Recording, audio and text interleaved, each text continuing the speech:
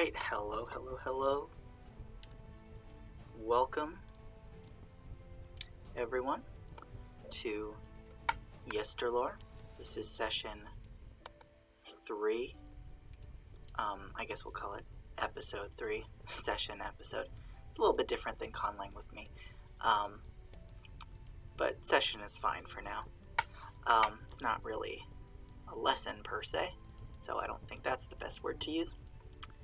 But we're here tonight. I'm a little bit late. It just took longer than I thought to get everything set up because it was already a pretty busy day today. But tonight, what we're going to be doing is we're going to be looking at a text called Yereva. Yereva. And I'm going to do a little bit of background of what this is. If you tuned in to last week's yesterlore, I did give a little bit of background on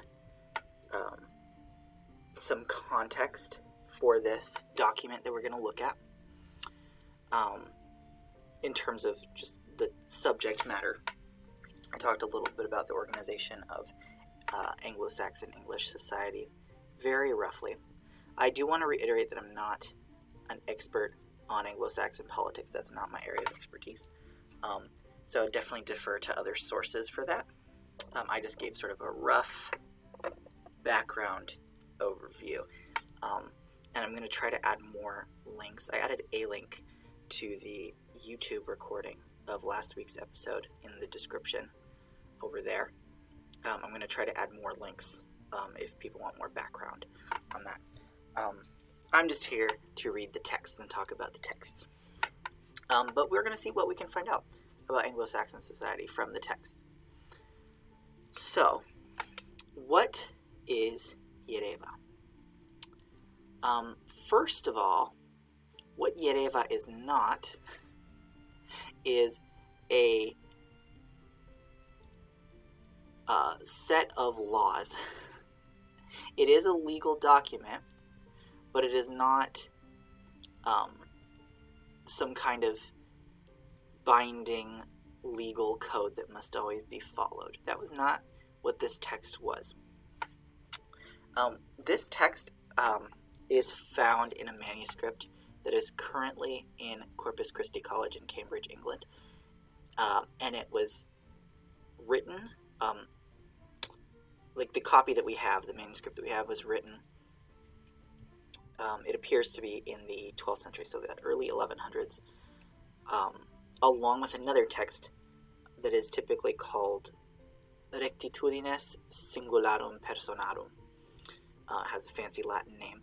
And that text is a little bit more like a straightforward manual with guidelines for a reeve to follow.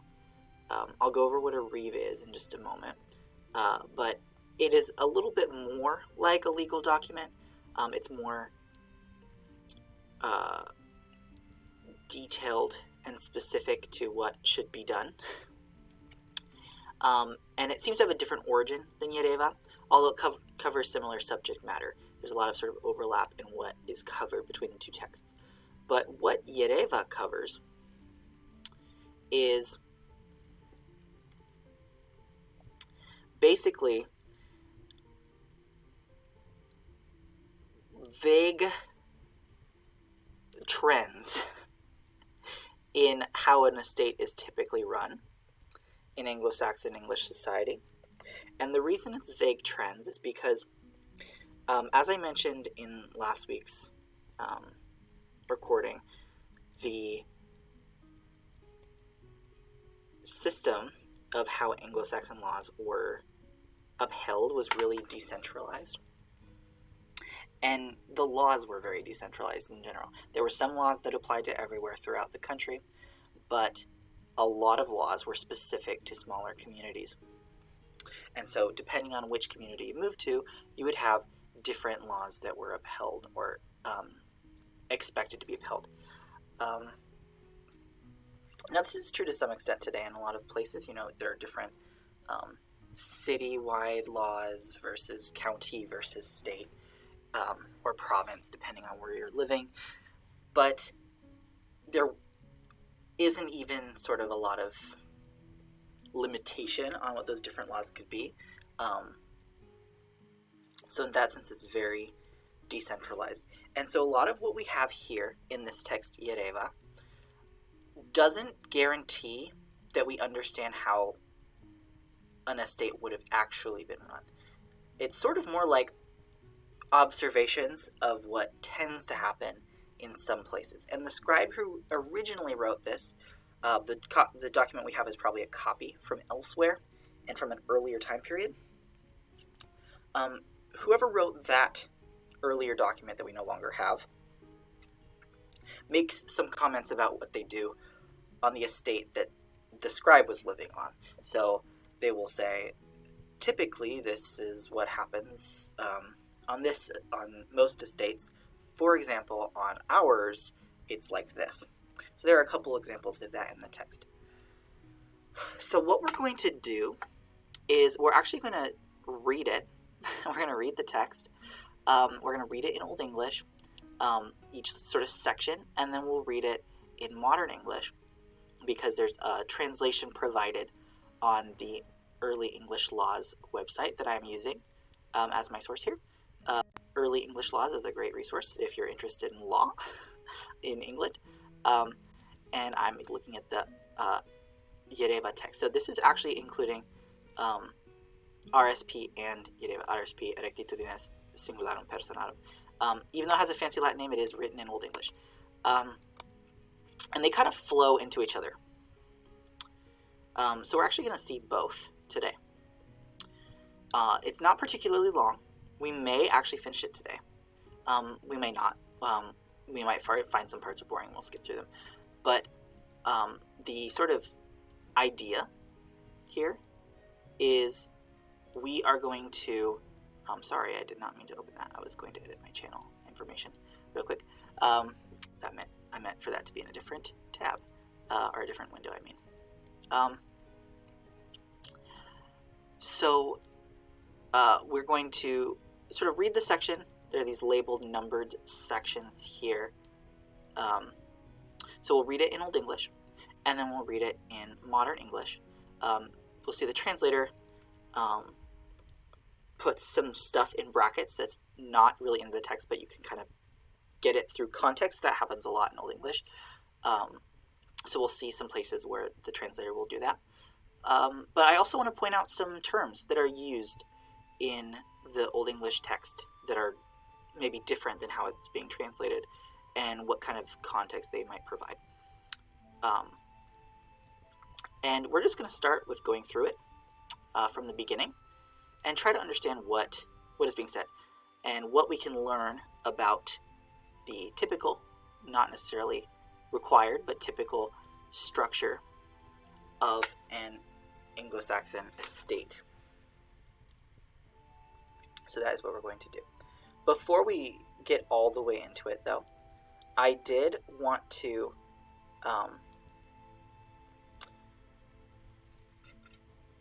give a quick update on just stream news. There's some stuff that's changing. Like you saw, I was going to change my schedule a bit. So for the foreseeable future, Thursday night Conlang with me and Friday night yesterlore are set for now. Thursday nights 5 to 7:30 p.m. Pacific, and yesterlore 5:30, although we were a little bit later tonight, 5:30 to 8 p.m. Pacific Fridays. The Saturday Conlang with me is the one that's kind of in flux right now. Tomorrow, I don't know if this is going to be the case forever, but tomorrow, Conlang with me will be from 8:30 a.m. until 11 a.m. Pacific. So if you're someone who, in your time zone, that's actually a better time for you, you might be able to tune in. And if that's way too early for you, of course, you can always check out the recording afterwards on Twitch, and it will be up on YouTube as soon as possible after that as well. So tomorrow's Conlang with me is going to be pretty early. It's probably going to still be in the morning moving forward if I continue it at all on Saturdays. but tomorrow it's going to be 8:30 to 11. It might not be quite so early next time. We'll see. So, it is now 6 p.m. Pacific. So we're going to go ahead and get into this text. All right. So it begins. I'm going to zoom in a bit. That would be cool if I could do that. Hopefully I can. I think I can. Yes, I can. Sweet. Okay. So it starts at the top. There's this red ink that we see, and then there's black ink. Now you might notice this scribe's handwriting is pretty different than the scribe that we were looking at when we were looking at the Anglo-Saxon riddles in the Exeter book. That shouldn't be too surprising. Everyone has different handwriting. So, but there are still some things that we can notice that are similar. The D's are still kind of like backward sixes, though these ones go substantially above the sort of center line. They're not sort of half height, like completely tilted and half like we saw on with the last scribe. These D's look a lot more kind of like modern D's. The Eds are still pretty like a bit longer than the D's. And we also see some thorn. We see the thorn with the line through it that is the abbreviation for fat.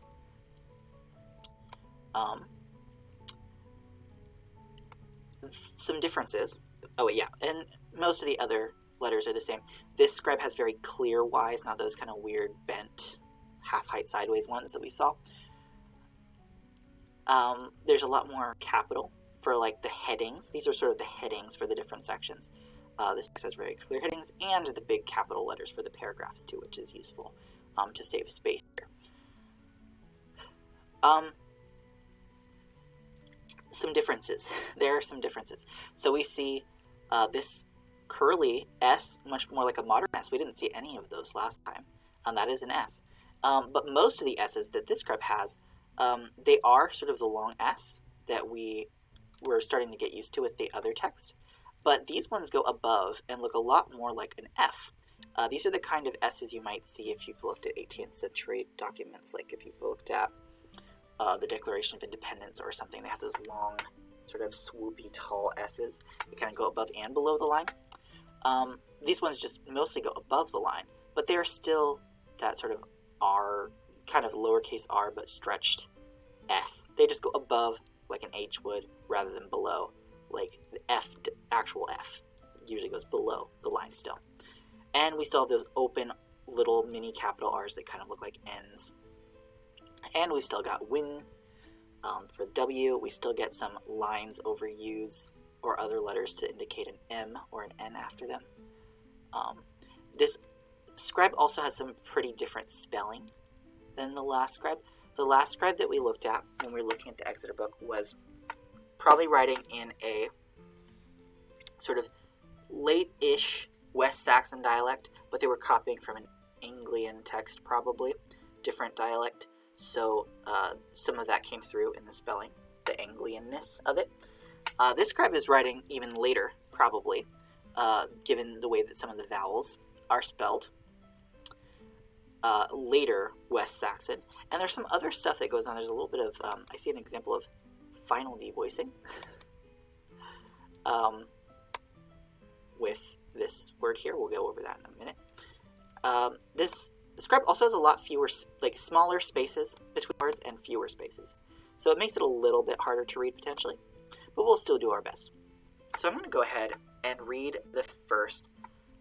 First I'm going to read the heading, and it says, Theanis lau. Theanis lau. It's very hard to make out, but that is like a V or a U. Capital V is the same as U. There's no difference between V and U in medieval texts. That comes later. It's just a U. It's just U when it's capital. It looks like a V. Sometimes it does look like a U, though, because they're the same letter. They're just variations of each other. So, Theanis lau. This D with the line, that's capital ev here. This is the lowercase ev, and it makes the th sound at the beginning of a word. Theanis lau. Now, lau, L-A-G-U, means law. It's where we get the word law from.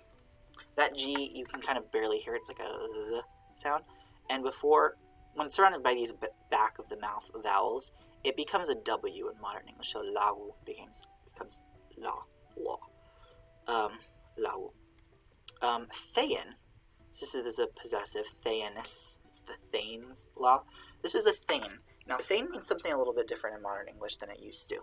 But a thegn, it actually comes from a title that a warrior would have during sort of a more tribal period of Germanic culture, when a king was just the sort of head warrior of a tribe that would also make sort of political decisions on behalf of the tribe.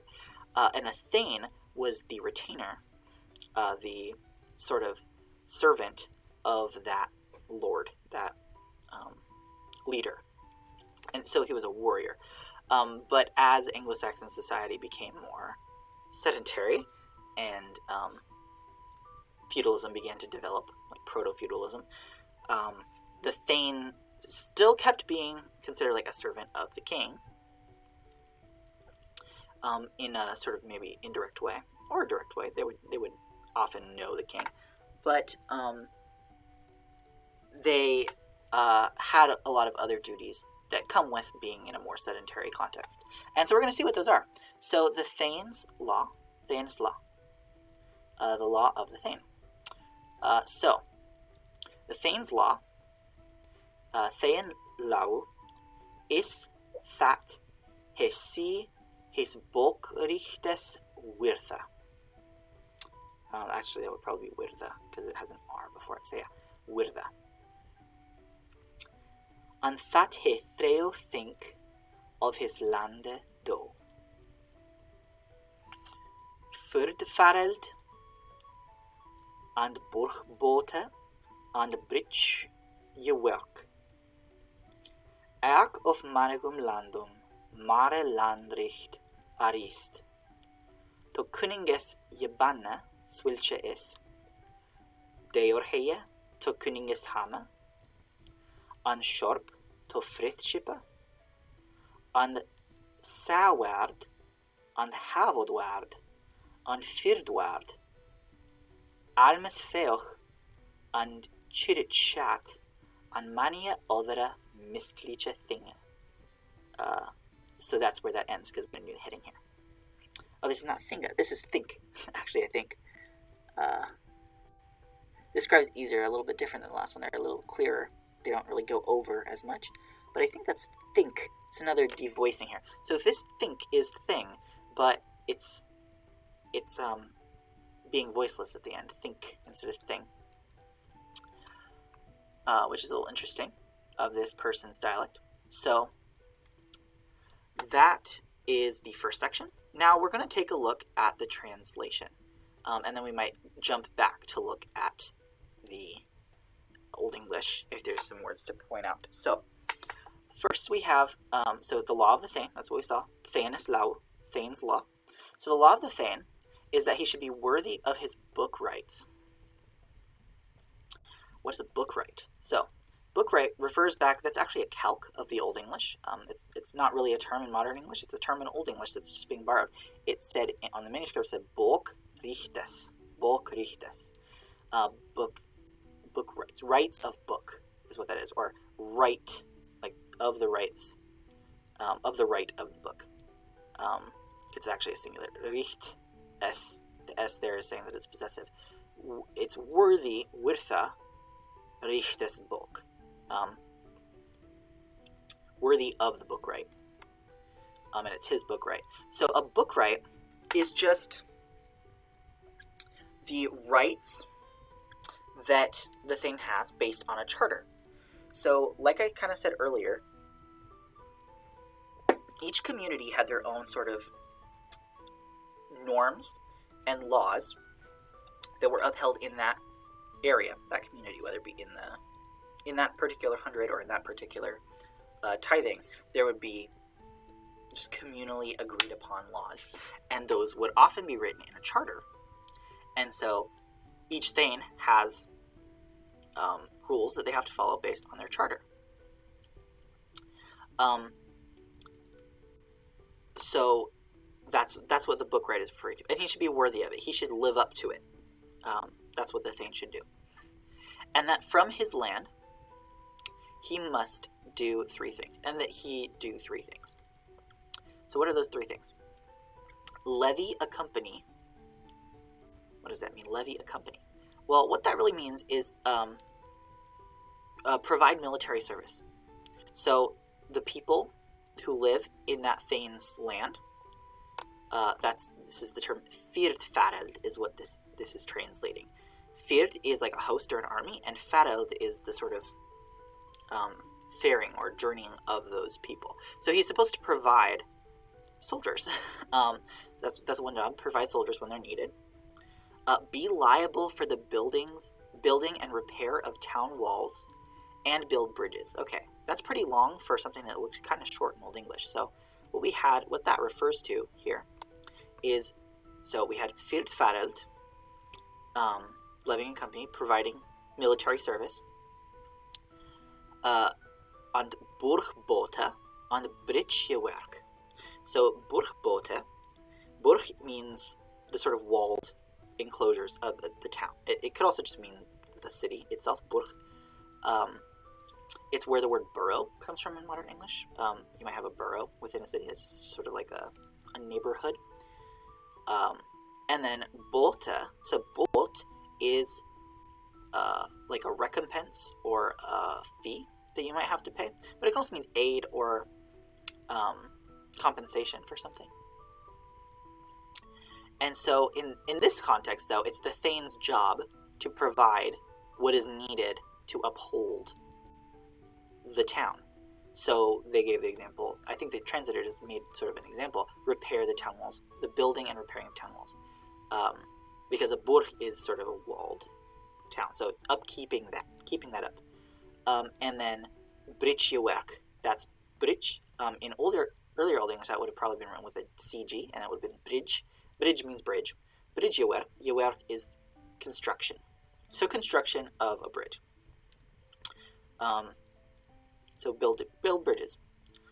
Also, on many estates, more land is originated at the king's command, such as to maintain. More land right. More land right is originated at the king's command, such as to maintain the animal hedge for the king's estate. So the animal hedge is just the hedge. If you know what a hedge is, it's sort of like you surround an area. You kind of have walls in the form of plants that will help keep animals and other things you don't want coming into your land out. It will sort of be a natural, it's not natural, it's being put there by humans, but it's sort of a living barrier between land. And England is full of hedges. Not a ton of fences, lots of hedges. Hedges for the king's estate, so keeping animals out of the king's estate.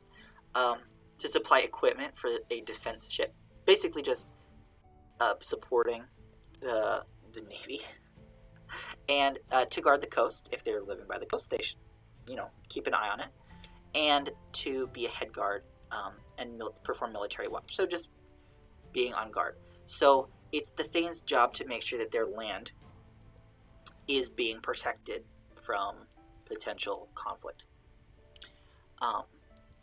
To give alms money and church tribute. So give money to the poor and church tribute. Pay the church.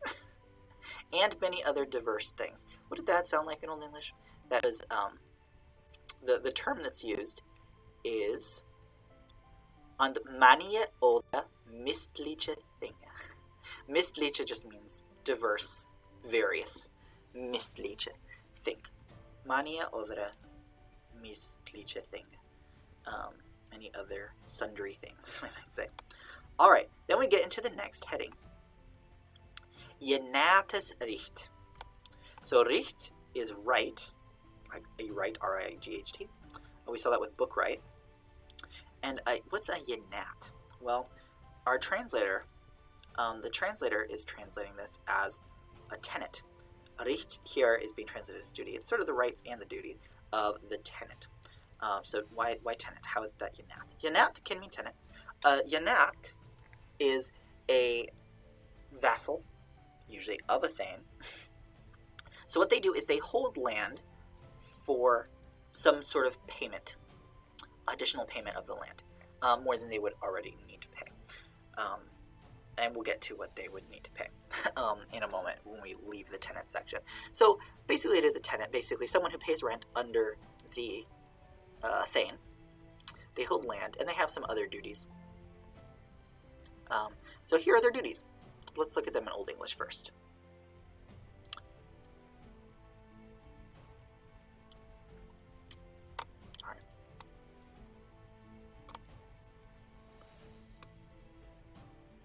Trying to zoom out so it's not being covered by that. Okay. Here we go. Genadricht is mislich bethamte on landestand. On summon hesha land gavol sulan, angars swim, on yara, and ridan, and awerian, and lade ladan, wirkan, and ploward fermian, ripan and mawan, deorheie hawan, and satat haldan, betlian and burg he yeyan. That's heyeyan. There we go. Heyeyan. Nie faran totune fetchan. Chirich shat silan and almes feoch. Havod warda haldan. And horswarda, arendian, fyr swa, nyr, swa hwider, swa himmon, to tax. I think that's what that says, to tax. Handwriting's a little hard to read there, but I think it's to tax. Mon to tax. Okay, let's look at the modern English now. The duty of a tenant is diverse. That's that word mistlich, again, diverse. According to, in the text it just said that which stands on the estate, on the land. What they're translating as estate is just the word land. In some, he must pay land tax. So that's that sort of rent that he's paying, land tax. And a pasturage pig each year. So he owes a pig. That was the word swine, which is where we get the word swine from, swine. But needs to pay a pig and tax each year. And ride and provide horses for teamwork and carry loads. So he needs to provide horses. Labor, there's some work he has to do. Provide food for the Lord. Reap and mow on the land that he's paying for. Cut the animal hedge and maintain the snares. So the thegn is sort of watching the king's hedge, and how he's overseeing that is he's having his tenants cut the animal hedge, and we'll see some other people might be cutting the hedge too. And maintain snares to catch, different animals that might be roaming about that could otherwise, get to the crops that you don't want them to eat. Build and fence the dwellings within an enclosure, and lead newcomers into the enclosure. If there's new people who are moving into the estate, it's their job to sort of it's like, hey, I'm a tenant, I pay to live here. Let me show you around. They also have to pay church tribute or alms money. They have to hold head guard duties, so, making sure everyone's okay. Because remember, as I mentioned last week, there's no law enforcement service, really. They're supposed to do the law enforcement service. It's the community itself that has to uphold the laws and make sure that they're being upheld. Because if they're not, then the entire community has to pay the fine for whatever the crime was if you can't manage to catch the criminal. So hold head guard and guard horses. Go on errands that the thegn might need you to go on. Either further or nearer to wherever he is sent. That's just more information. Like, it could be as far as it needs to be, basically. All right. So that's the tenant. That's, the vassal. Someone who holds land for payment. Here. We might call them like a renter or something like that. But they have to do a lot of the work themselves on the land that they have. All right. Then we get the duty of the cottager. Now, what's a cottager? Well, cottager is being used. Cottager is used for a lot of different meanings, and it often is regional nowadays. I think in the U.S. it means something different than it means in the U.K. But I'm going to talk about what it meant in Old English. So the word that it's translating is Cottager. Cottager. So Cottager writes of the Cottager. There we go. A kotsetla is a free laborer. So they live in a cottage. And that's why the word kot is in there. That's why they're called cottagers. They live in cottages on the land. But they're just, a setla is just someone who lives there. They don't pay rent, really. They just live there. And they are free. But they are laborers. They work on the land, and they live there. They just live and work to live there. And we're going to see what their sort of duties are on an estate. So the duty of a cottager is according to that which stands on the land, again. I didn't read in Old English. I need to do that first. Whoops. Let's do that. And does this one go on to the next page? I think it does. Yeah, we'll just get to the bottom of the page and then go to the next one. Okay. So, annoying thing is it doesn't take, I can't make it like wider. I can't make this little window, pop-up window wider, which is kind of annoying. Kotesetlan richt, bethamte on lande stent. On someone heshal alche mondaye offe jares first is lavorde workan. Offe 3 dagas altre wokan on harvest. Netharf heland gavel silan him yeburiath. That's a little damaged. I'm not sure what that says. Let's go on to the next page. Acheresto haban. There we go. Mare yif hit on lande. Thaf si antol lutel hit bith. Beo hit alasa. Forthan his work shall bear oft rada. Sulle his hearth penny on halgan thunres dai, elswa alchan frian men yeburith and werie his lavordes inland, give him man beode at sa werde, and that kunninges deurheia, and that swilchan thingan, switch hit math see, and silla his chirit chat to Martinus Massa. Okay, and we'll stop there. So this one's a bit longer. The duty of a cottager. So this is, again, a free laborer who lives in cottages on the land. They are not tenants. They're not paying rent. They just live there on land. So what are their duties? In some estates, remember, every land has their own laws. So this is just sort of, in some, this is what it's like. In some, he must labor for his lord each Monday throughout the year, or for 3 days each week throughout the harvest. And you might have heard that word harvest there in the Old English. So the sort of price for living there, but not paying rent, is a renter has to pay and also has to upkeep all the land that they're paying for. A cottager doesn't have to pay to live there, but does have to pay the thing that everyone else has to pay, and we're going to see what that is. So they do need to work for their labor. In some places it's on each Monday throughout the year, and it's 3 days a week during the harvest, because you need more hands on deck when it's time to harvest.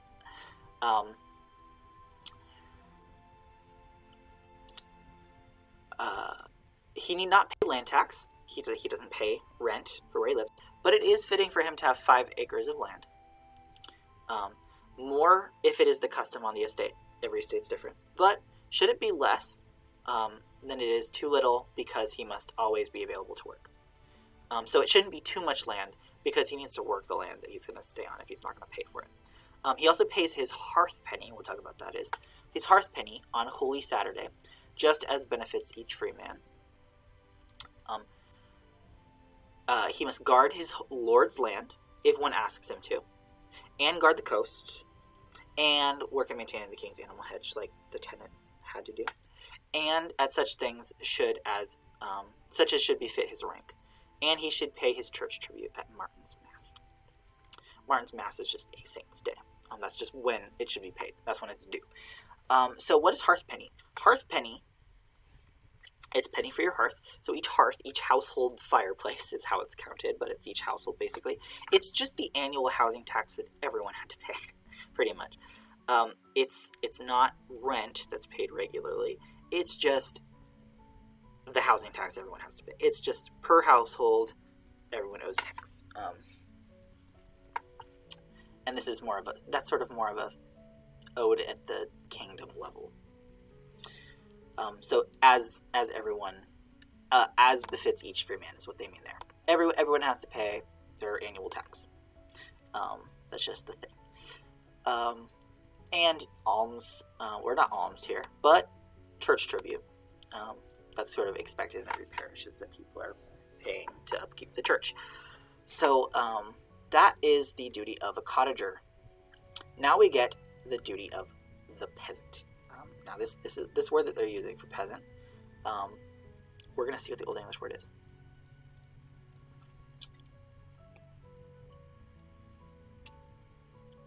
So, we have Jebures Gericht. Gericht, I think is what that says. It's hard to read. But here, we'll see it again. Jebur Gerichta sin mistliche. Jehwar hisin hevie. Jehwar ek mederne. On summen lande is dat he shall wirkan to which werche twa dias swilchwerk swilch him man tax over jares first. Altre wukan, and yeah, sorry, it's really hard the way that they're punctuating this to know where to stop. And I'm going to start back at the beginning of the sentence. Yeah, on summen land is that he shall workan to which werka twa tweien dagas swilch him man taketh over jares first alsre wukan, and on harvest 3 dagas to which worka, and of Candlemas of Astran 3 give he aferath nethearf he workan thahwila the his horse utebith. He shall sillan on Michaelis Massa die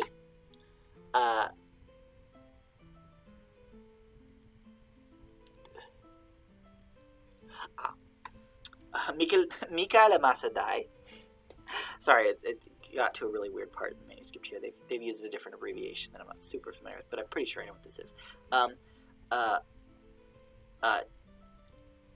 Teon Gavol Punt. I think this is Punt, is what this is an abbreviation for. Andon Martinus Massa die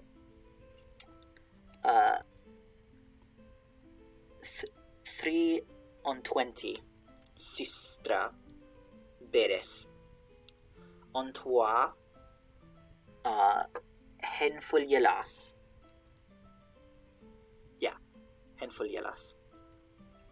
On eastran an young chap of a 3 punt, and he shall lijan of Martinus Massan of eastran at lavardes falda, swa oft swa him to begath.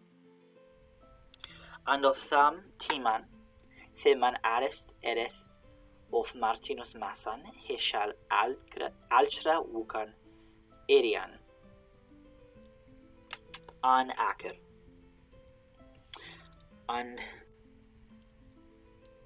radan sylv thatsad on Hlavordes, next page, Hlavordes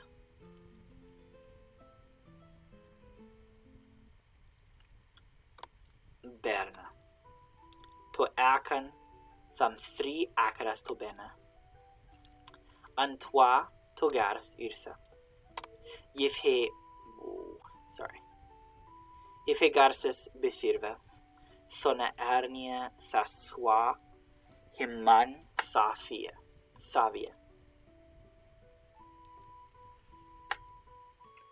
Is gavol yrtha 3 akaras area. That's an interesting R there. Area. Ansawa of his aganum berma. Ansele his herthpenny. Twain. Antwain fedan. An hader hund. And alch jebursilla. 6 slavas. Tham in swa thonehe his herde to masten thriva. On tham sylvum landa, the theos raden, on stant jebura jebirith, that him man to land setena silla.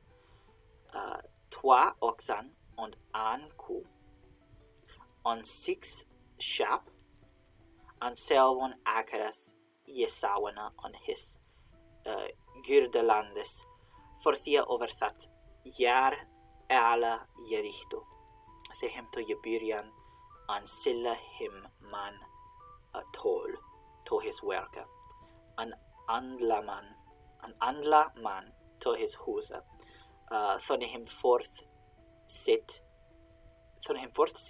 jebiria yima his lavor that hilava. So this was very long and probably difficult to sit through me pushing through that,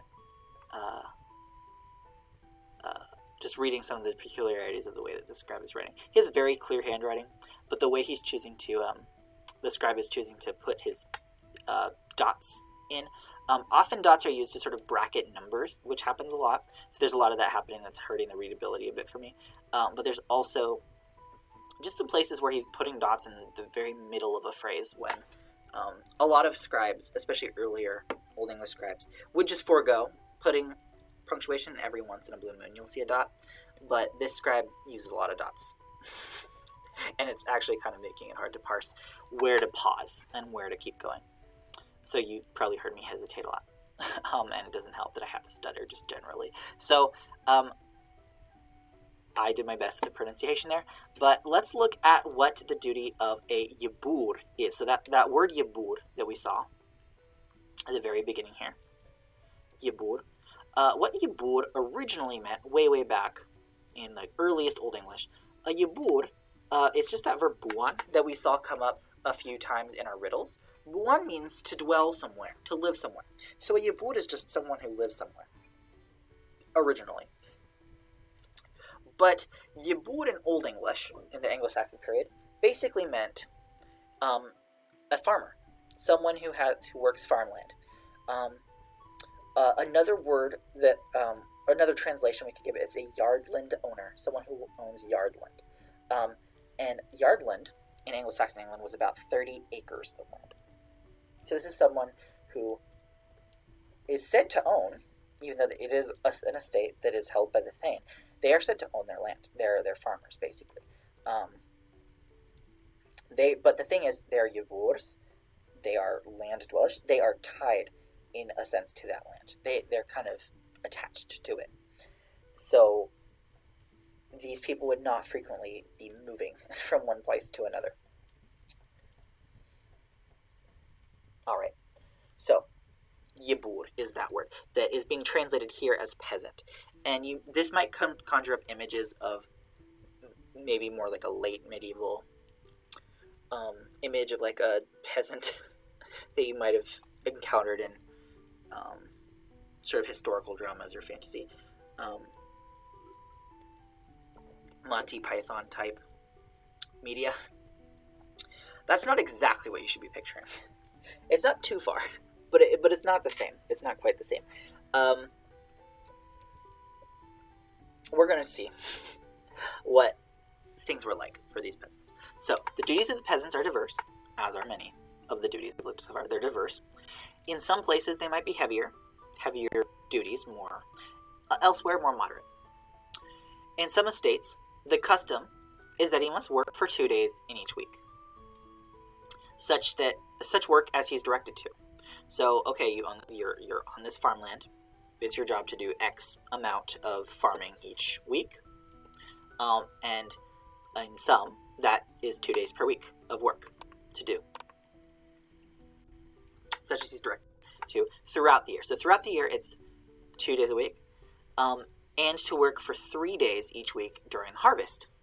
That's kind of like we saw the tenant is asked to work 3 days a week during the harvest. Because, again, it's all hands on deck. You want as many people harvesting food for the winter as possible.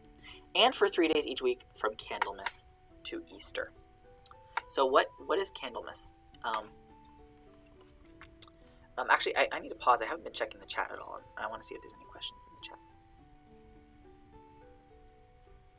I'm also going to check on my phone, too, because last time I got chat messages and did not see them because it said that the chat was paused. And of course, the sort of widget that OBS has to give me stream chat is not really loading for some reason. I just gotta open it on my phone real quick just to see if there's any questions.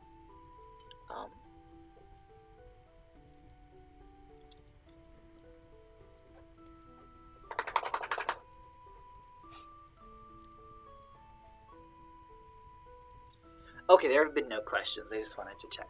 So there have been no questions in the chat yet. All right, what is Candlemas? Candlemas is... Oh wait, yeah, no, there's no questions. Okay, Candlemas is February... What day of February is it? I forget what day of February it is. I think it's soon, actually. I'm gonna look it up.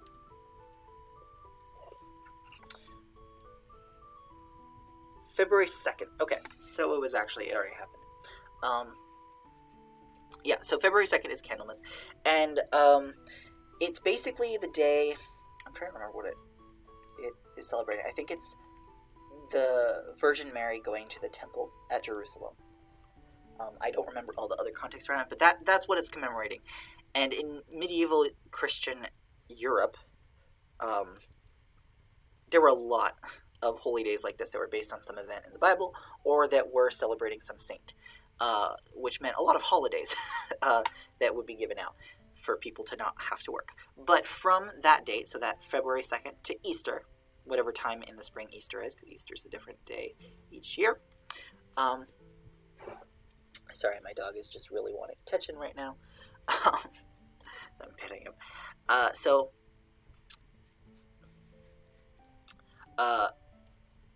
they're working for 2 days each week, the farmers, 2 days each week, as directed throughout the year, but 3 days a week during the harvest and from February to early spring.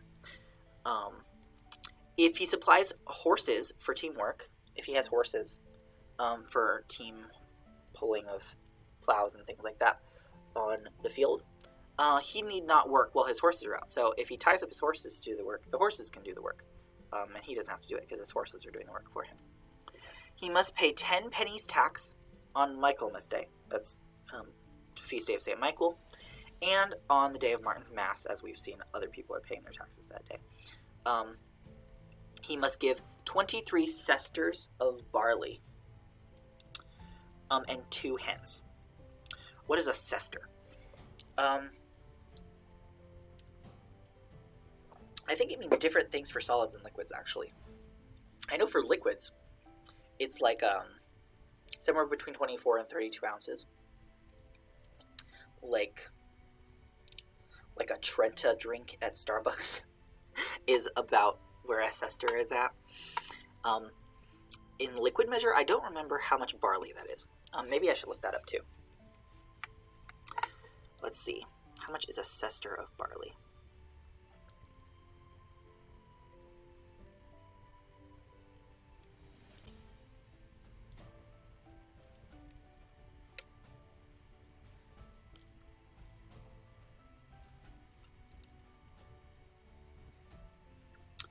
about 12 bushels is what I'm getting. About 12 bushels is a sester. So if they need to give 23 sesters, I'm going to do some math again. 23 times a dozen. I'm not good at that kind of mental math. Very quick. 23 times 12 is about 276. Again, it's not exactly 12. It could be more or less. About 276 bushels of barley. And 2 hens. The farmer gives. At Easter, he must give a young sheep or 2 pennies. 2 pennies. Or a young sheep. And from Martin's Mass to Easter, he must remain with the Lord's fold as often as it comes around to him. Just like as often as the...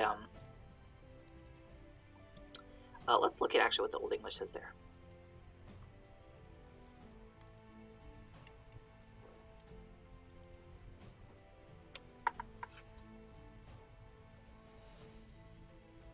Sorry, the dog is wanting attention again.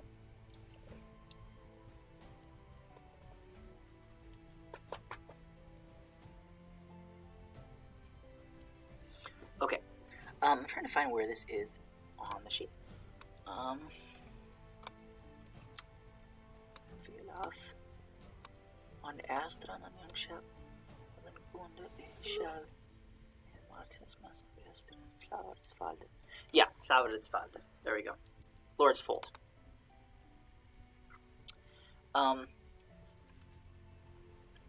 So just the Lord's,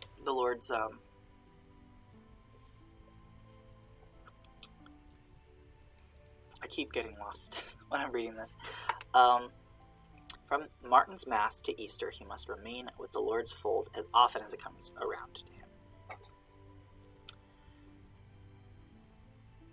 And from the time when one first plows to Martin's Mass, he must plow 1 acre each week and collect the seed himself from the Lord's barn. All right.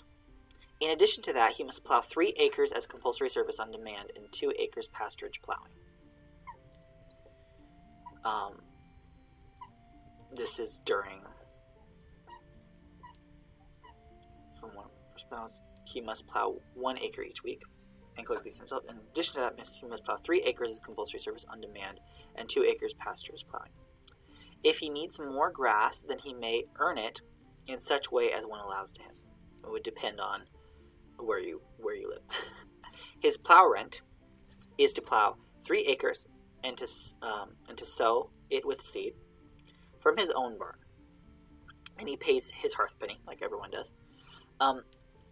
As one of a pair, he must feed a hunting dog, and each peasant, each yebur, pays 6 loaves to the Lord's swineherd when he drives his drove of pigs to woodland pasture. So the swineherd watches the pigs when you're not driving them to pasture, and so you pay loaves to the swineherd so that he can feed the loaves to the pigs regularly whenever you take when he drives the pigs to woodland pasture. When you drive your pigs, you pay the swineherd for having herded, etc. I don't know how confusing that is. It's confusingly stated, and I probably made it more confusing. All right, on the same estate which this custom stands, it is fitting to give the peasant, as needed for settling the land, 2 oxen and 1 cow and 6 sheep and 7 acres already sown on his strip of land. So that's what the thegn should provide to the peasant. After the first year is over, the first year that the peasant lives there, he must fulfill all the duties which pertain to him. He must meet all these requirements that have been asked. And one should give him tools for his work and utensils for his house. When he dies, the Lord should care for that which he leaves behind. So his family, his possessions, his animals, etc. This land law stands on some estates. In some places it is, just as I said before, heavier. Elsewhere, lighter. But not all estates are the same. Because not all estates are the same. In some estates, the peasants must give honey rent. This is rent for honey. So this would go to the beekeeper for providing honey for the community. In some estates, meat rent for the butcher. In some estates, ale rent for the brewers. He that would hold a shire should heed that he know what the old estate customs and what the customs of the region are. So the thegn should know what the laws in that particular community are. All right, next section, concerning those who keep bees. Now this is fun.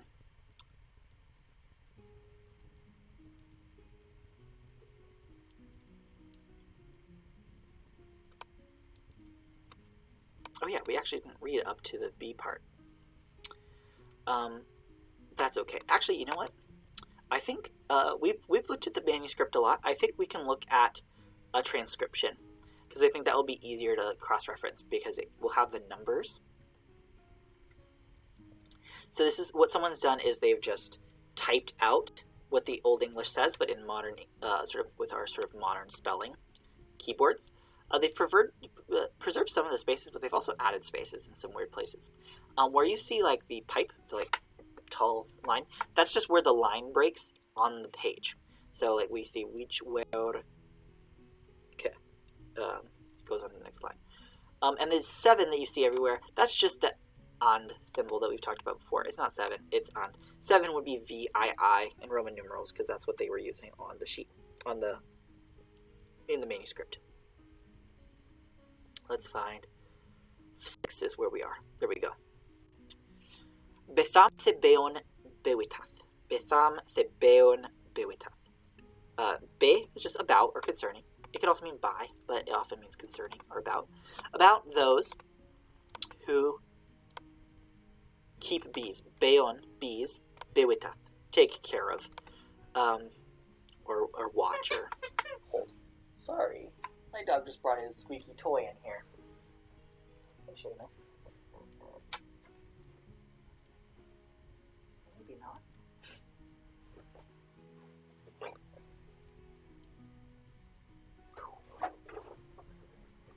Okay. There he goes. All right. Those who keep bees.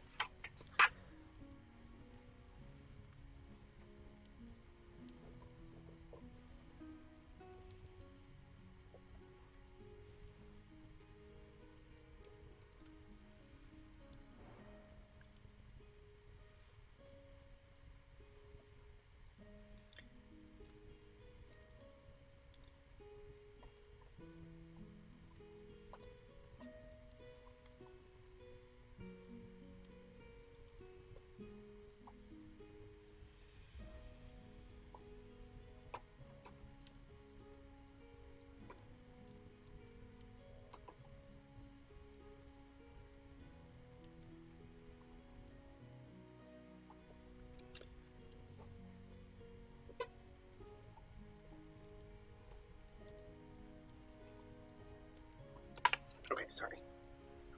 I'm getting a lot of messages from a lot of places right now. I need to focus. So, beekeeping. I'm very excited about this. So, concerning those who keep bees. Beo cherla, yebirith yefhegavul herda halt, thathisilla thonaland yerad beo. Med us is yerad thathisilla, thiv sustras huries togavola. Okay. It befits the beekeeper, be cherla. A cherla is just a free man, someone who's free, kind of like the Cottager was a free laborer who like holds a cottage and they work. Cherla is just any free person, so they're not tied to the land like a yavur is. They're more like a merchant, but they have a specific trade that they're doing. So here we have a beekeeper here, beo cherla, beekeeper.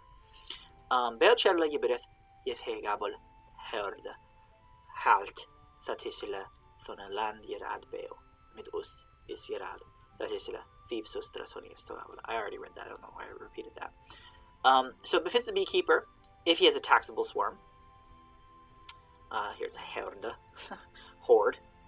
This actually isn't the word horde in the sense that we use horde, like a horde of something. That actually is a loan from Turkish. Different word here, but it can translate to like a swarm.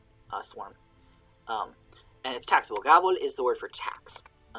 So Gavul herde halt. He holds a taxable swarm.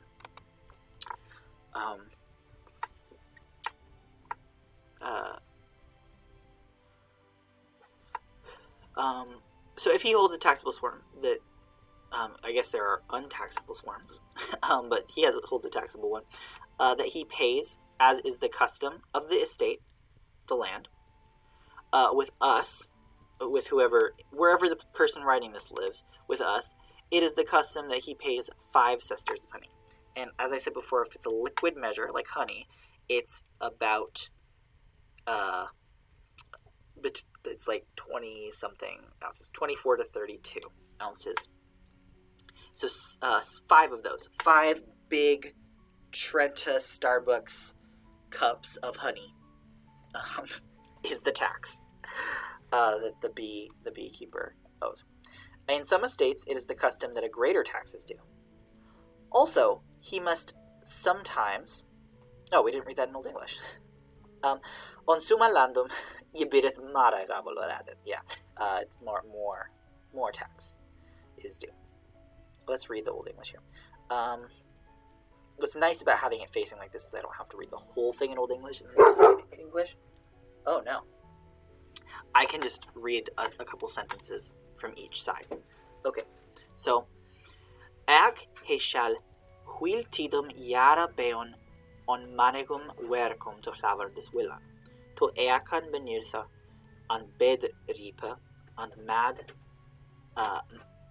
mawekta an yif he wel yelend bete shall beon ye horsad that he maya to hlavar des sama that silan o the silvladan swather him man taka. An fella thinga swayarad man shall don. Ealich nu atelan nemai. Thon him forth seeth yebiria heda se lavord thus he lava buta huet fries. Okay, so also he must sometimes in the year be working at many tasks. The beekeeper doesn't just keep bees, according to the Lord's will. So the thing that keeps the place can kind of ask the beekeeper to do other stuff, as well as plowing as rent, and compulsory reaping at harvest. Everyone has to chip in at harvest, like we've seen, and mowing the meadows that the bees are pollinating and stuff. And if he's well furnished with land by the thegn, he must be given a horse, that he may lend it to deliver the Lord's burdens or deliver them himself, whichever he is ordered. And he must do many things, all of which I may not tell now. Yeah, that's this part here.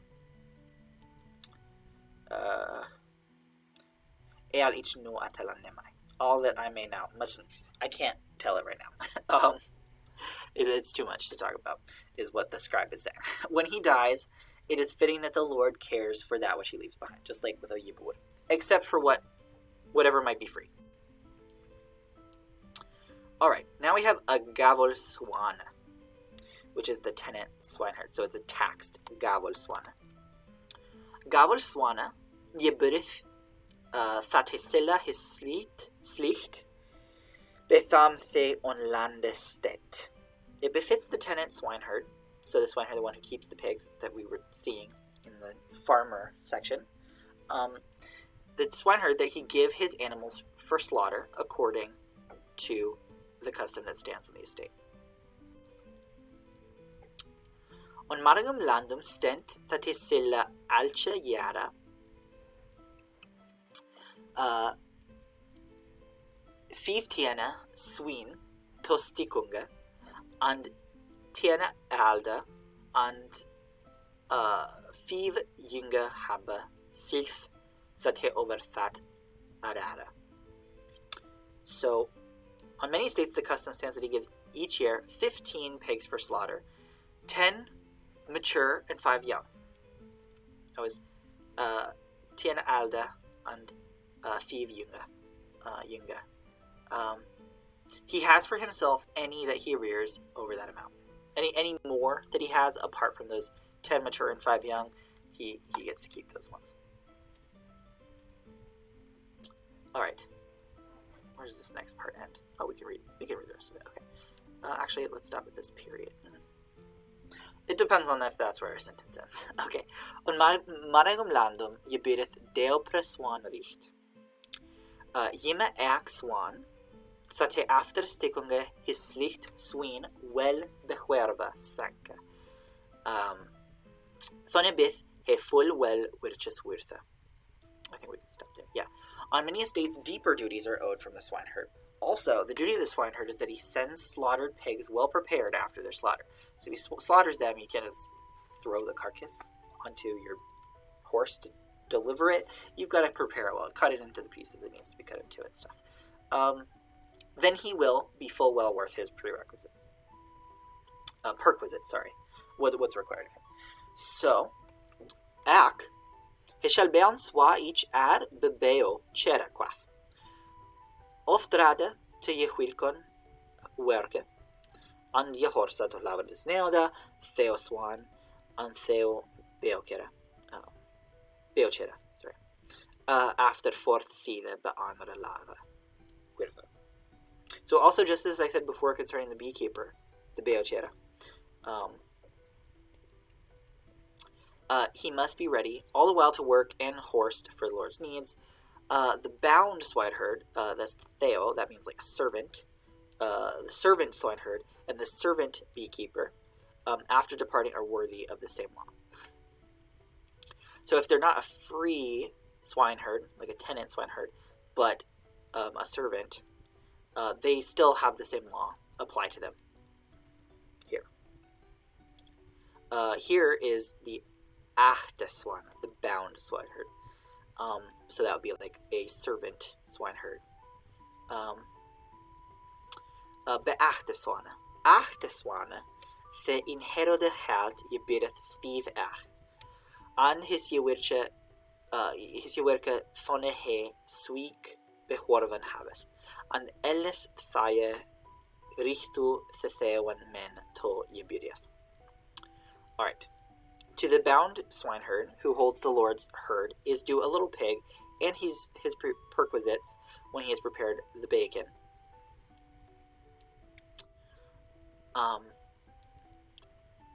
And all the other rights which pertain to bound men, to these servants. Alright, concerning the provisioning of men. So this refers again to servants, still, just in general. All bound men, servants. Bemanna metsunga, concerning the provisioning of men. Anan esna jebirith to metsunga 12 pund godes cornes. And trying to remember the gender of this.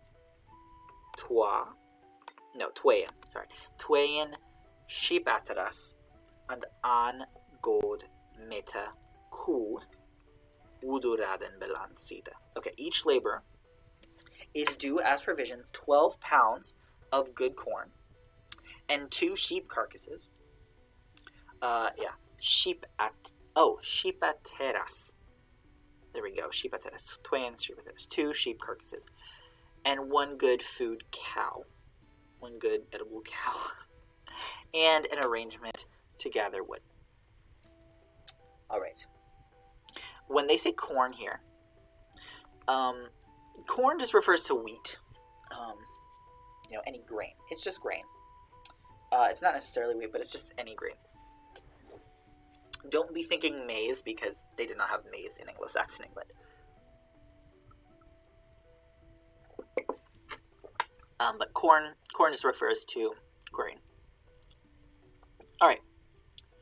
Bewifmanna metzunga, concerning the provisioning of women. And this is, again, talking about servant women. Theowan weefmen. Weefmen means women. Weefmonna, of women. So, Theowan weefmen, 8 pund, cornes tometa, ein skep over 3 penningas to winter sofle. An syster Bana, to langten sovla, hwai on somera, og the an penunga. Elum achte mannum gebirith mid wintres ferm, and erstor ferm, sulch aker, and harvest hansul, to akan heura nydrichta. Okay. Bound women are due 8 pounds of corn as food. Again, corn, just grain. They can make it into bread or whatever they want to do with the grains that they get. 1 sheep or 3 pennies as provision for the midwinter. 1 cester of beans. So again, that's like a Trenta Starbucks cup. 1 cester of beans as spring provisions. So they can make those beans last. You soak beans and you can get a lot more out of those. Whey in the summer, or 1 penny. To all bound men are due winter provisions and Easter provisions, a strip of land for plowing, and a harvest handful, and to each their necessities. So these are servant women specifically. So they're basically getting like a stipend or an allowance for the work that they do. All right. Now we're moving on to befolgeran. And folgera just means follower, but as the translators point out, this is a way to say a plower.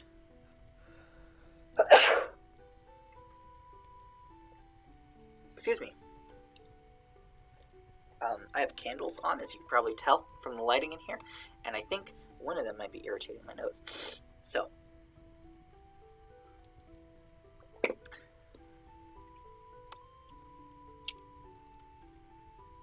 I am not, in fact, in front of this fireplace as much as I would like to be. This lighting is coming from the candles, but it's supposed to give a similar effect. All right, so befolgere, followers. So they follow the plow. So they're plowmen, basically. A plowman. Folgere gebirith thate on 12 mundum twa akaras I ernia otherna yesawana and otherna unsawana sadia sylfthana. And his meta, and shong, and glovung, him gebirith, if himara yarnian mai, him bith sylvum fremum. So for the follower of the plow, the plowman, it's fitting that he earns 2 acres in 12 months. So a year. The one sown, and the other unsown, that he should sow it himself. And his food and shoes and gloves are due to him by the thing. If he plows more, may it be to his own advantage. All right. So any extra that he plows is for him. He gets the proceeds himself of the stuff that he plows. Now we have besadera, the seeder, the sower, the one who sows seeds. Sadera gebirith that habe alches sad kunnes ana lapfulle. Thonne he alch sad wel jesauen habe over jaras fyrst. For the sower, it is fitting that he have 1 bucket full of each kind of seed when he has sown each seed well throughout the year. Okay. That one's pretty quick. The next couple are quick. The oxenhyrde, the ox herd, the person who herds the oxen. Oxenhyrde, mot lasvien 3 oxen och 5 med klaverdes herde on gemanre lasa be his elder mannes gewitnesse. Ernian med thamshos and glova himsilvum. Sorry. And his meta ku molt gan med klaverdes oxen. So, the ox herd may graze 2 oxen or more with the Lord's herd on the common pasture with the knowledge of his overseer, and he may earn with them shoes and gloves for himself. And his food cow may go with the Lord's oxen. All right. Now we're going to look at the cows. Speaking of food cow, bekuhyrda, cow herd. Kuhyrda gebirith thate habe äldre ku melk selven nicht sedan heu nie chalvold. Chalvod. Oh, chalvod. That's not a word. Chalvod. Haveth and frimetlinga bestinga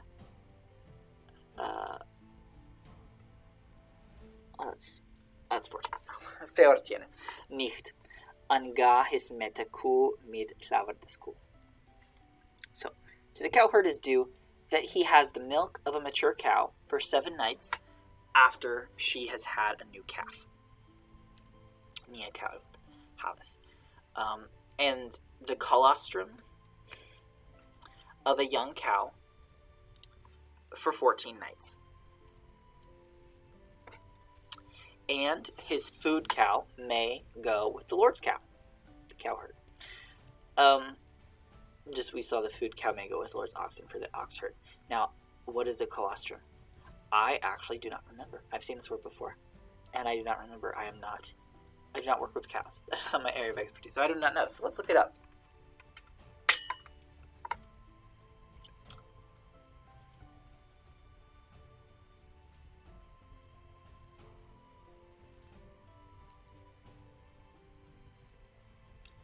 Colostrum.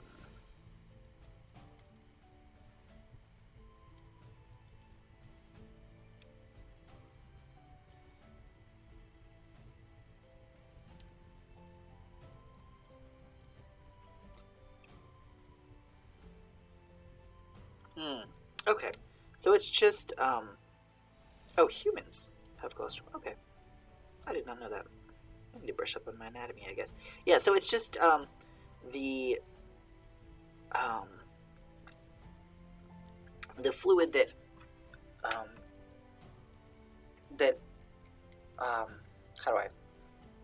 I'll just read the definition. I'll say where I'm getting the definition. Let's find a good dictionary. I'll just read a definition and cite it. There we go. So, I'm on Merriam-Webster. Colostrum.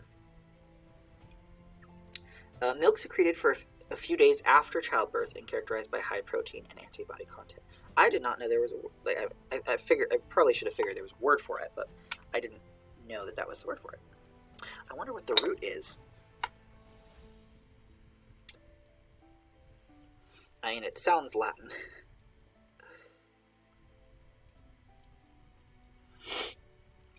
The word,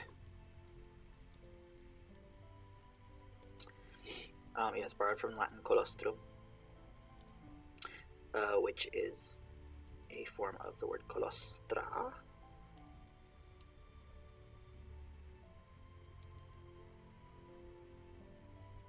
Which it means colostrum in Latin.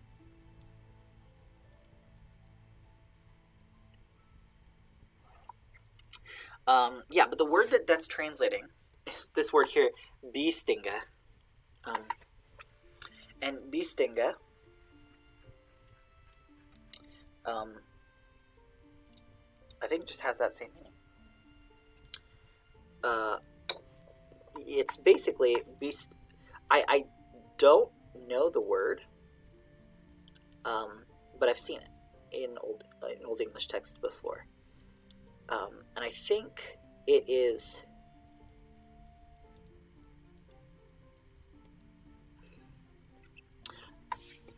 Why do I recognize this bistinga? But the frimitlinga, I know this because the frimitlinga is the young cow. Frimitlinga. Beast sounds like it comes from the root beust in Proto-Germanic is why. And I've seen reflexes of beust. I don't know what the root is in Proto-Indo-European, but it must come from that, just given the vowel here. Beast should come from beust. Beust with I affection.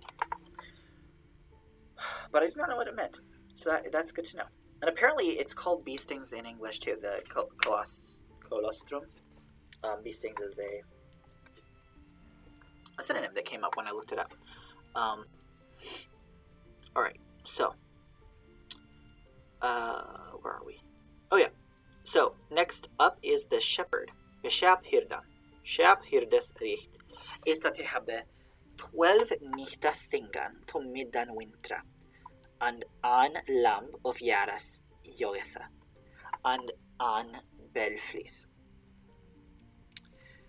and his herde milk Selva nicht after nichtes daje, an blede fulle hueyes of a syringa elna summer. Syringa, sorry, that's a long way. Syringa. So, the shepherd's right is that he has 12 nights worth of dung. Yeah, 12 nights to midwinter. At midwinter, and 1 lamb from the year's young. And the fleece of 1 bellwether. The lead ram of the flock is what a bellwether is. So thank you, translator, for reminding us what that is. And his flock's milk for 7 nights after the equinox. Equinox is Emnicht. Emnicht, its older form was Evnicht, but the vn, like the FN combination, kind of got sort of simplified to an M. So Emnicht, Even is even. It's where we get the word even from. Even night. And that's what equinox means in Latin. Equi, equal, night, because the day and the night are the same length. So Emnicht is equinox. Emnicht. And a bowl full of whey or sour milk, that's a syringa, elne summer, all of the summer. All right, now we got the goat herd. This is kind of fun going through all the different folks in the town. So we've got begathyrde, concerning the goat herd. Gathyrde byreth his herde melk over Martinus Massadai, and tham his dal huayes, and an tichen of Yaras Yogotha, give he his hordes well beemeth. To the goat herd is due his herd's milk on Martin's Mass Day, and before then his portion of whey, and 1 kid from the year's young, if he has looked over his herd's well. So, Martin's Mass Day, he needs to give his herd's milk. Right. All right. Now the cheese right. And when we say a right, W-R-I-G-H-T, if you're not familiar with that word, that just means someone who makes it. Someone who crafts it. A craftsman is a right.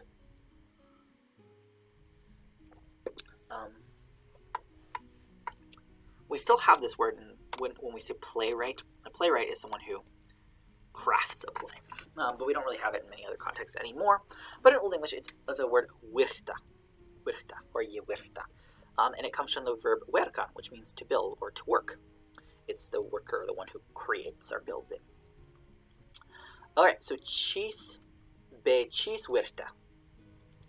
Concerning the cheese right. Cheese wirtan, gebyreth 100 cheese, and that hail of ring wire, butteran makia, to laver the speode. And habe hier tha syringa, ala butan thas hirdes dala. Okay, so to the cheese right is due 100 cheeses, and that she make butter from the strained whey for the Lord's table. And she should have all the sour milk except the shepherd's portion. So, what we notice here is, besides the servant woman section, this is the only section that's defaulting to feminine pronouns here. In Old English, it's heo, is she. And that's because apparently it was more common for women to be cheese rights, to actually make cheese out of milk. All right. Next part. Concerning the barley keeper, beberebritta. Berebrittan gebireth korn gebrot on harveste at bernestura. Give him his alderman an he hit med getrudan je är. So.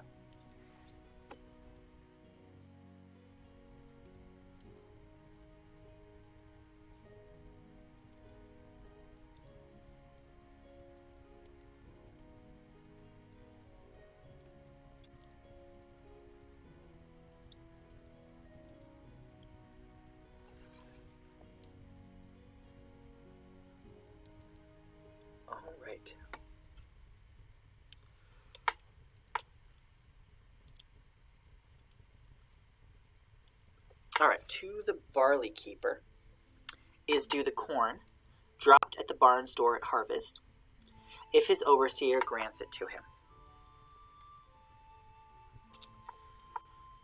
And he has earned it with his diligence. If he's been a good barley keeper, then he gets the corn dropped to the barn store at harvest. All right, that one's pretty simple. All right, next one. Bidela. Bidela. Bidela is the word they're using to translate is beetle, and it still exists in modern English, although it has a lot of different uses in English. It can refer to a church position. Nowadays, it could also refer to like a modern warrant officer, beetle, but not so much in common parlance, of course, but it is a word that's used in literature and stuff for a warrant officer. But in Anglo-Saxon England, it refers to someone who is charged with summoning people who have a household to come to council, to come to sort of community gatherings for different things. Like if there's, say, some law that needs to be upheld, like we talked about last time, it's their job to say, hey, everyone, we have a city town meeting. Let's come together. It's time. That's their job. So, Bidela Yebirath Thate for his weekan, si werkes frigra thona otherman. Fordan heshal beon of trada, ak him yebireth sumland stitcha for his yeswinke. So, to the beetle, it is due that on account of his office, he should be freer of work than other men. He shouldn't have as many tasks. But he must be always available. He always has to be free. Also, a portion of land is due to him for his labor. Yeah, because of his job, he gets some land to live on. All right, next part, the forester, Wudewarda. All right, Wudewarda. Ward means a warden or a guard, and then Wudu is wood, so they guard the woods. They're forester. So, Wudewarda gebireth alch wind filled treo. Wind filled treo. To the forester is due each wind-felled tree. High, how long is this section? Let's see. I'll go to the end of this section, I think. Yeah. High werde ge bireth that man his jeswinkes lan, jiknawa on sam endum, theto eten lasa lijan for tham himai. Wenan if he that for yimth that him man wilches lan stitches ja an, that shall beon mid folk richte nicht eten lasa. For tham if he for slauthe, he slavordes for yimth nibith his agnum well geborgen, if hit bithus funden.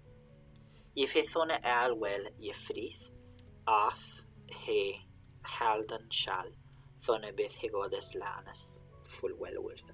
Okay, that was a kind of long section. So, to the hedge warden, so that's Heiwerde. To the hedge warden, it is fitting that one knows that his labor's reward be on the field ends, beyond the ends which lie closest to the common pasture, because he can expect that if he first neglects that one will hold him responsible. That one will hold him responsible for whatsoever damage to the land. That land which is granted to him should be by folk custom. That's the Folkrichte, which will be different in every community. The folk right that I was talking about last week, nearest to the common pasture, because if he should neglect his lord's land out of laziness, where are we? Yeah. Then his own land will not be well protected either.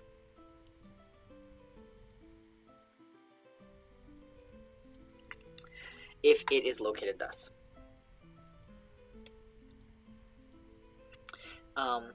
And the word for laziness here is slauthe, for slauthe, which is, I believe, related to the word sloth that we have now. I might be mistaken in that, but slothfulness, laziness. Then his own land will not be well protected either, if it is located thus. If, when all that he must tend is well looked after, then he is fully well worthy of a good reward. Okay. Now, landelaga sin missliche. We've seen that word a lot. Landelaga sin missliche. Swa ich erbe foransada, ne sette wena fas jerichto over alla theuda. Thewe erbe foran imbesprakon, akwe kythaf, what thou is thar us kuth is yif weselera jelerniath, that we will at jerna luvian and haldan, bethara theda, thawa thewa, thanna onwuniath. It's a lot of eds there. For tham laga shall on leude luvliche leurnia. Lof seda on landa, silf nele leusa. Now there was a lot of alliteration there. It's not poetry, but there's a lot of alliteration being used here. And it even bleeds into some of the modern English. I want to read this again, just to hear if there's some kind of cadence to it. I don't think it's written poetry, but landa laga sin mistliche, swa ich beforan sada. Nesetta wena, got S there, thas jerichto over alla theoda, thewa beforan imbesprakon. Anwe kythath what thou is thar, tharus kyth is, ye for celera jelernia, that we will jerna luvian and haldon, bethara theda, thewa thewe thanna on wuniath. For tham laga shall on leoda luvliche leon, lov seda on lambda, silf nelle leosa. Yeah, I think they just felt like being very alliterative here just for fun, because it doesn't seem to be in poetry at all. So, the laws of the land are different, just as I said before, and we should not set these customs, which we spoke about before, over all lands. So, nothing that we read applies everywhere, and I think I said that at the very beginning too. It doesn't apply everywhere. We shouldn't have it be that way. That's what they're saying. It shouldn't be that way. It should be different for each region. But we describe what is custom where it is known to us, where we're aware of different customs that are in place in different places. We've kind of accounted for that. We being whoever worked on composing this originally. If we learn that better customs, then we will eagerly adopt those. The customs of the land in which we then dwell. Because the law must be willingly learned from the people if one does not wish to lose one's honor in the land. So this is still like kind of giving advice to the thegn here. If you become the thegn of a land, the law comes from the people. It's that people's law. And so if you're going to be the thegn, you should learn it. You should be aware of what the law is over the land that you are ruling over. Or governing, at least. So that is what they're saying there.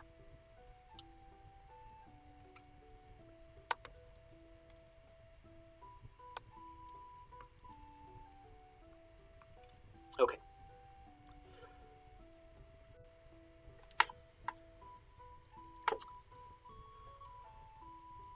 Now we have feoles innen folkgerichto. There are many folk rights. So, as we've said, the law in each region is different. There are many of them.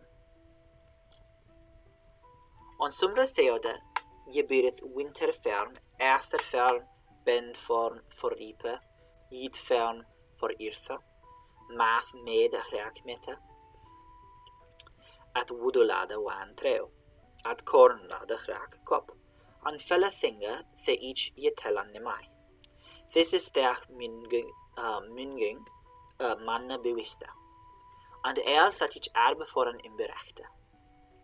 On some lands, winter provisions are due, Easter provisions, a boon meal for reaping, a plowing feast for plowing, hayrick meal as reward for cutting grass, for a load of wood, one tree, for a load of corn, the top of the hayrick, and many things which I may not tell. This last is nevertheless an admonition about watching over men and all that I explained about before. So, now we get the part about the reeve himself. So, Is Yereva, concerning the wise reeve. So who is a wise reeve? So the reeve is the person who governs over a section of the kingdom. And they'll often have thanes under them, but they might be a thegn themselves as well. And we talked about how England was broken up into shires, and so the shire reeve was the reeve over the entire shire. Then you had thegns over different subsections. So you had hundreds, you had tithings within those hundreds. So, let's read what makes a wise reeve. Se shadwis Yereva shall either witan je lavordes land richt, je folches jerichto, betham the hit of eld davum witan onoradan, and alstra til than alstra til than timan thetotuna belimth. I'm trying to see if this is a good place to stop. I'm going to keep going. For tham on manegum landum tilth beth rede thona on odrum. Je eerste tima radra, je mada radran, je winterdun erk swa, je whilch over tilth. Okay, so that's this whole first paragraph here. The wise reeve must know both the Lord's land law and the rights of the people, the folk right, as wise men counseled in days of old, and the season in which each task is due on the estate, because on some lands duties are ready earlier than on others, earlier plowing times, earlier mowing, earlier winter pasturage likewise, and each other task. So, basically, if you're the reeve, you should know the laws in the shire that you're the reeve over. That's pretty straightforward. Hede setha shira halda thate frivia an forthia alche betham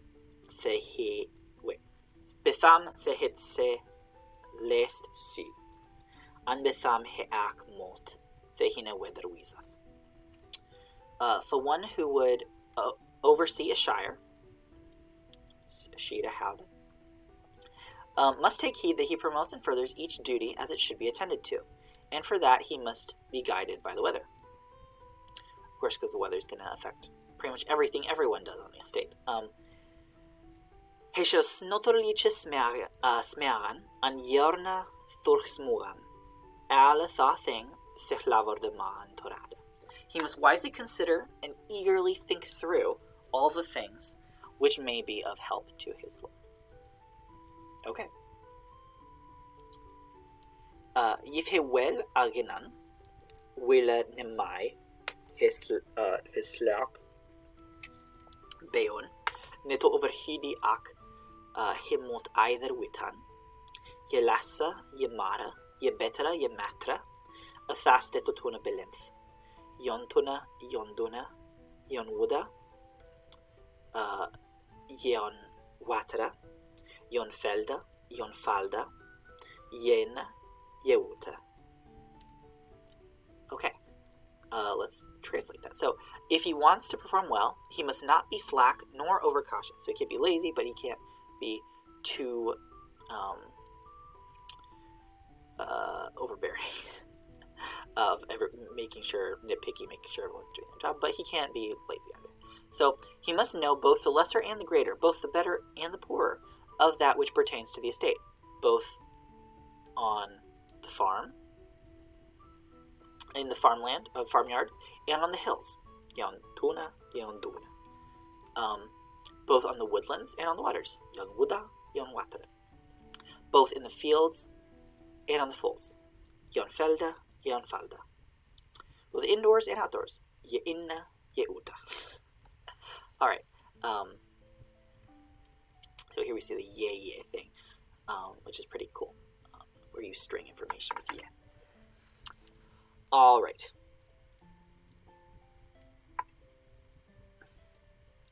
Let's go to 22.4. For tham to so that to sedja, over hoye he otha for yima tha thing to beganna, anto bewitanne, the to shippena otha to odena belimpath. Sona hit wirth on berna that to tham belimpath. Because, to speak truthfully, if he is too proud or he neglects things which are to be done and attended to, that which belongs in the cattle shed or to the threshing floor will soon turn up in the barn.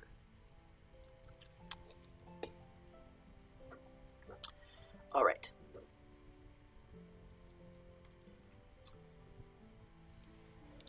Ac each lara fatedus swa each ad quath. Yima either ye thaselran ye thasamran. That nathor ne misfara yifhe weldan maya. Ne korn, ne shaf, ne flash, ne slotsmeru, ne chisa, ne chislip, ne nan thera thing, the avra tonote maya. Tonote maya. It's a short note there. Alright, but I advise that he do just as I said before. Take care of both the better and of the worse, so that nothing go wrong, if he may prevent it. Not corn, nor sheaf, nor flesh, nor morsel of fat, nor cheese, nor rennet, nor any of those things which may ever be of note. Alright, next part. So, Swa shall God's shirman his lavordes held, and do imba his ayan swa he will. Thus, a good shireman should maintain his lord's estate just as he would want concerning his own. Aswa he yeknerdra, swa beth he werthra, yef he with witan havoth his wisan yamana. Alright. Always, aswa, always the more diligent he is, the worthier he will be, if he has his learning in common with a wise man.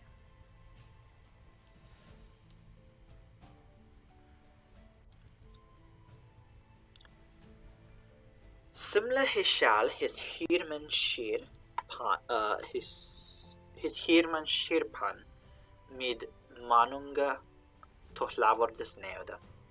On him ak leanian bethan his thanthe ernian. I'll read 22.9 as well.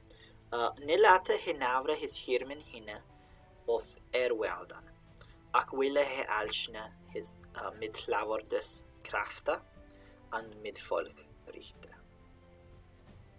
Similarly, that is not how I translate simna. Simna means always, always, forever. Always, yeah, I'm not vibing with that. Simna is always. They might have a reason they put similarly here, but simna almost always means always, or forever. Anyway, simla. Let's say it in Old English. Simla. He must inspire his underlings, his hirmen, his hired men, shirpan, with admonishments to the Lord's need, and reward each of them as they merit, as they earn. He should never let his retainers, and they're translating retainer, hirman, hireman, wield power over him. But he should direct each with the Lord's might and with folk custom, with folk right. Alright. Celebre him his avra og folgothethona on yif. Sorry, that pause is awkward. Celebre him his avra og folgothethona on. Thona on yif hina magan wildan. Thate he sholdan weldan. Sholda weldan. Nebihit lavor de rad that hit that thavia. Art. It is better use of him if he is always out laboring than in his position, if those whom he should govern would rule him. It will not be the wise lord that endures this. So the Lord isn't the one who should be out doing other people's jobs. Might as well have that be his job if he's going to do that. If a lord is going to go do someone else's job, then that's not a smart lord. That's what they're saying here. Now here it says that that it's blank. If we go to the manuscript, we're in 22.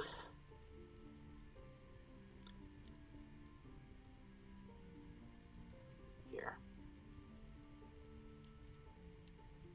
Wait, I need to go back to the transcription real quick. It said what page we were on.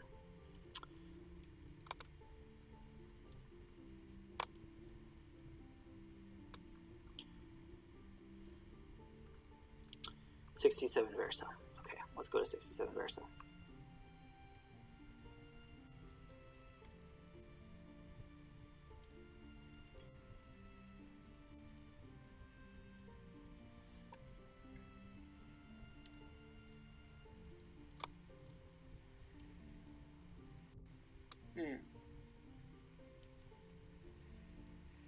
It just goes to the next section. That's interesting. Because if we look at the, yeah, and this is Avre. That's how that should start, isn't it? So I don't know what they were going on about. Let's see.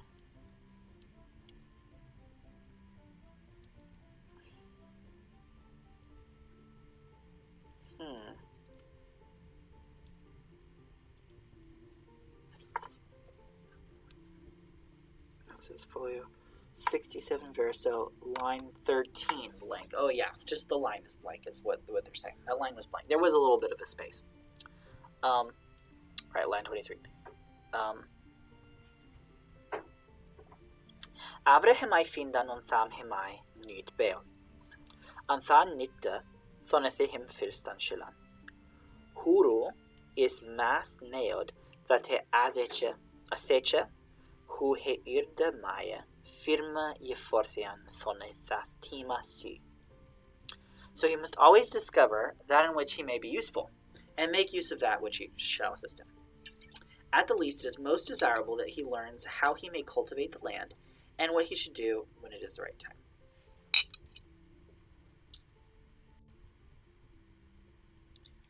All right.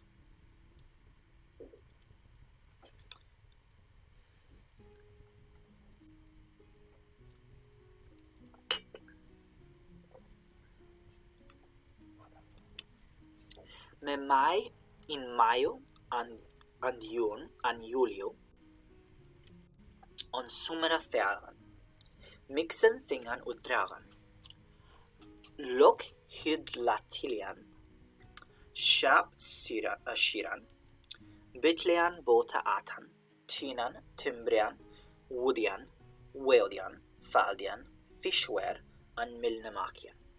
So one should, in May and June and July, during the summer, set land to fallow, to let it lie fallow. That's just good farming practice there. Take out dung from, that's the dingan there, the dung, dingan, mix in dingan. Take out dung from the manure pile. Build hurdles for the sheepfolds. Shear sheep, build, repair, set hedges, build, cut wood, weed, construct sheepfolds, and make fish weirs and mills. So yeah, just make sure that all these things are being done during the summer. It's just, again, giving sort of guidelines that the reeve should be aware of. On harvesta, ripan in Augusto, and Septembri, and Octobri, mawan wad spittan, fella till tha ham gadarian, thakian, thejan, and fald weoxian. Shipana behuervan, antlosan axwa, totuna, tostith, winterkuma, and yrtha järna forthian. During autumn, reap fields in August and September and October, mow pasture, plant woad, gather cultivated products into the home, thatch the thatch roof, thatchian, sorry, this should not be thatchian, that's thatchian, which is a bit different than thegchan, which is the older English verb that we were looking at, and to clean and fold and prepare the cattle shed, and likewise the pigsty, before the harshness of winter comes to the estate, and also to go forth and to plow diligently. These are just all the things that should be happening during this time. The reeve should be aware of this. On winter, erian and in miklum yefirstum timber klevan. During the winter, to plow, and during the great frost, to cleave timber.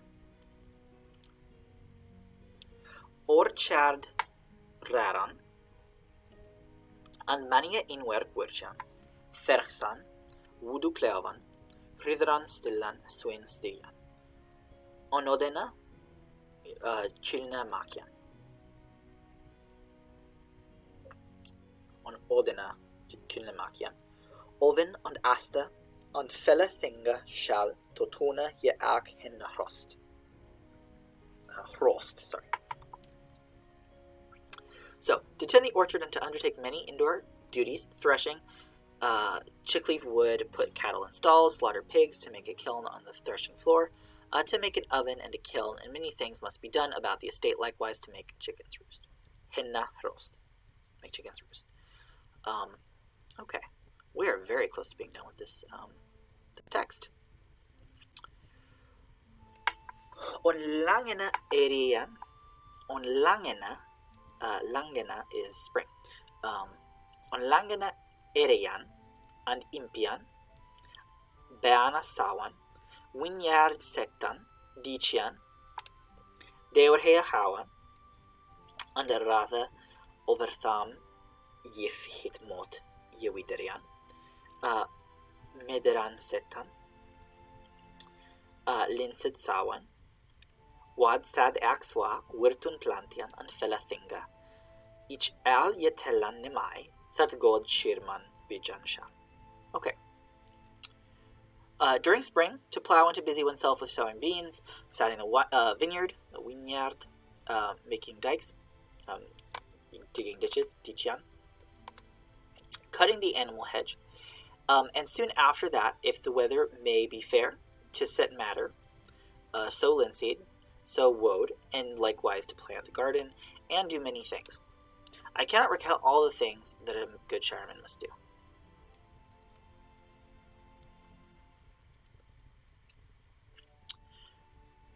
Ahe, always, ahe mai, finnan huate mai, on biri betan netherv hena unnit beon thone he thar binnan bith, otha hus godian richtan, and weoxian, and grep heyan, dich swerbetan, hejas godian, weod wurtualian, betweox hus an bridjan, beodian benchan, hors an styllan, flor fermian, or the sinnes something, the tonite maya. Always he must find what he may make better on the town, nor need he be idle when he is inside. Improve the house, or straighten and cleanse, and cut drains, repair ditch clefts, repair hedges, uproot weeds between the house and the bridge, make benches, stable horses, cleanse floors, or if he discovers something which might be needed, he should do it. Just be aware that there are things that he can be doing indoors and outdoors, that he could make, see to it that they get done. Alright. He shall fella tola to tuna tilian, and fella an lomena to husan haban. Okay. He must procure many tools for the estate, and many utensils for the house. Then we have a list, a very long list of tools that he needs to provide to different people on the estate. And it's his job to provide these. Alright. We're not going to read the whole list. We're going to skip. If people would like me to go back and read the list maybe next time, I can do that. But we're going to just skip to the next paragraph. So, An yifhe smea wirtan haveth, tham he shall tolan fylstan. Melawerde sutera leodotan an otran wirtan. Okay. And if he has skilled artisans, he must supply tools to them, miller, shoemaker, plumber, and other workers. Alright. Next one. So, alj werk sylv, wizath what him to yebyreth. Nis animan that atelan maya that all ala theman habanshal. Thatol, sorry. There's no space there. Thatol. He must know himself what each type of work entails, as there is not any man who may recount all the tools a man must have. Alright, now we have an even longer list of tools. And he says, Ish nu yenamnian nekan. I can't name all, or yeakmeta, or recount now. But then he goes on to list a bunch more tools that are needed. Okay. Let's go to 30. Hittills ärvde all till jag sedjarna fatt se betänkan skall förskida halt. Ne skölde he någonting. Where are we? Yes. It is difficult to say everything that one who runs a shire must keep in mind. Betänkan, sorry. Shall förskida halt. Ne skölde he någonting. He should not overlook anything. There we go. We're almost done.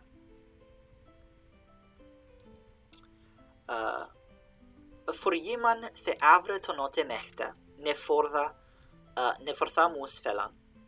Nethat hit lasse is to hapsian pin. But he should not overlook anything that he might which might ever be of significance.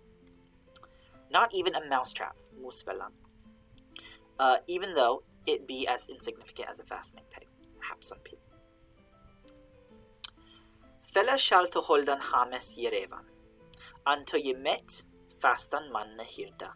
Each ye kenda betham the each kuda. Sethe bet kunna yakuda his mana. There we go. Many things are needed of a faithful reeve, and a responsible overseer of men. I have spoken about that which I know. He who knows better should make known more. If anyone knows more, come in and give more information. Feel free to correct me, is how this scribe chooses to end this text. So, I wanted to check again, because it's been a while since I've looked at the chat. I wanted to see if there's anyone in the chat who has any questions. But if that's not the case, I might end up ending the stream early. The other stuff I had planned, potentially for today, I wasn't able to prepare it in time before this session.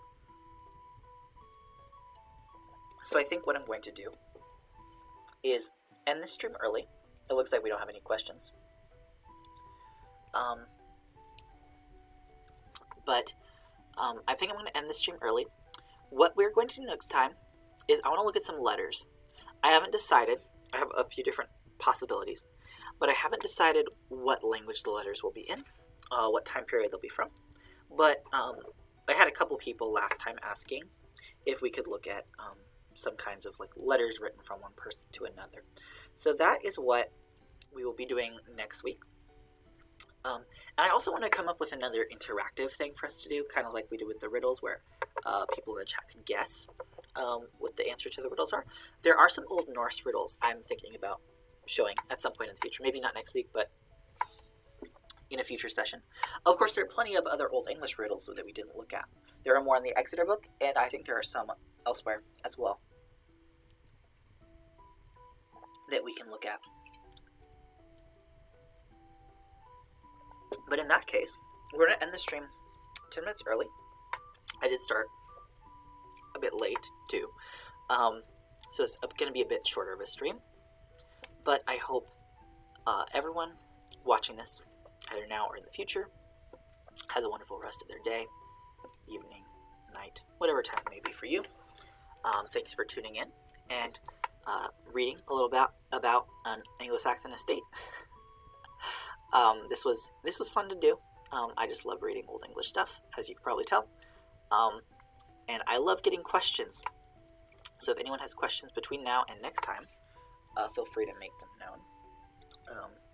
I can try to answer them, especially if they're language related or text related. And tomorrow morning, 8:30 to 11 a.m.